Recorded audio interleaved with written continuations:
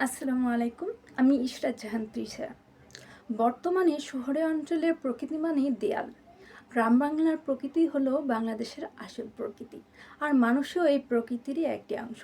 স্রষ্টা মানুষকে সৃষ্টির সর্বশ্রেষ্ঠ জীব হিসেবে নির্বাচিত করছে। কবিগুরু রবীন্দ্রনাথ ঠাকুরও জীবনানন্দের কাছে এই প্রকৃতির খুব কাছে যাওয়া নিয়ে সীমাবদ্ধতা তুলে ধরেছে।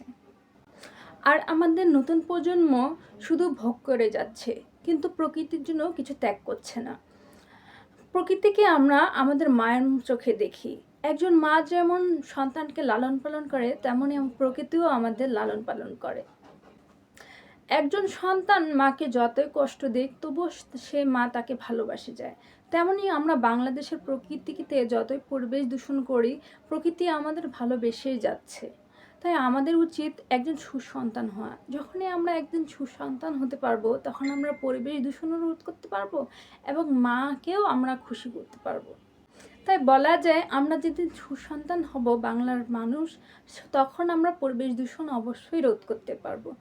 আপনি আমার চ্যানেলে নতুন হলে সাবস্ক্রাইব করেন। আল্লাহ হাফেজ, টাটা।